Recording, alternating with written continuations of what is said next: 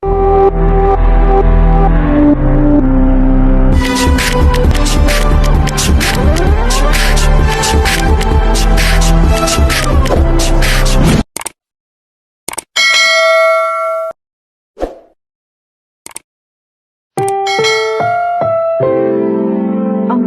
ito ay rated SPG, striktong patnubay at gabay ng magulang ang kailangan. Maaaring may masiselang tema, lengguwahe, karahasan, sexual, horror o droga na hindi angkop sa mga bata. Kumusta mga ka-Serenatics? Welcome back muli sa ating munting channel. Mga ka-Firewall, grabe ang mga nangyari sa latest episode ng Task Force Firewall kagabi. Habang lalong umiinit ang laban kontra Cybercrime Syndicate, mas lumalalim din ang personal na koneksyon at sikreto ng bawat karakter. Sa episode kagabi, muling ipinakita kung gaano nga kahirap ang misyon ng grupo ni Isa Cervantes habang sinusubukan niya nila matunto ng koneksyon ng Ariano Trading at ng kilabot ng Orion Syndicate. Habang akala ng iba naman ay simpleng cybercrime lamang ito, unti-unti na rin nabubunyag na mas may malaking at mas mapanganib pala na operasyon sa likod nga nito. Nagsimula nga ang episode sa masinsinang briefing ng Task Force Firewall. Kitang-kita rito ang tensyon sa pagitan ng mga miyembro ng team, lalo na nang kinwestiyon niya ni Isa kung tama bang sugurin na nga agad ang Ariano Trading gamit ang search warrant para kay Isa.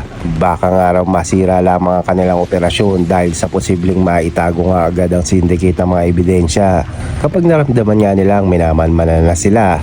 Pero para kina Martin at iba pang opisyal, sapat na nga raw ang probable cause upang kumilos agad. Dito natin nakita nga ang pagiging matalino at maingat ni Isa bilang leader.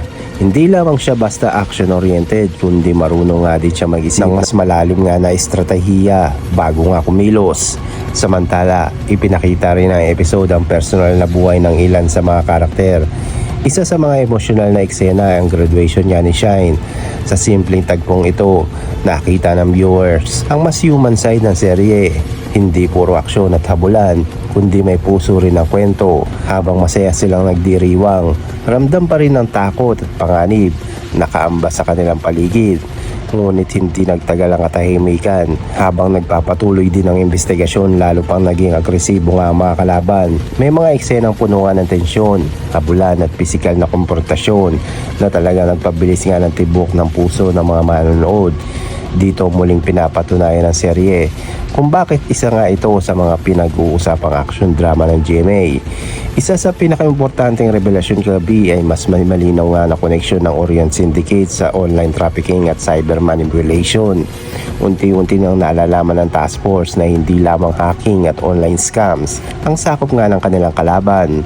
Posibleng konektado nga rin ito sa mas malaking krimen tulad ng human trafficking at paggamit nga ng teknolohiya para kontrolin nga impormasyon at mga tao.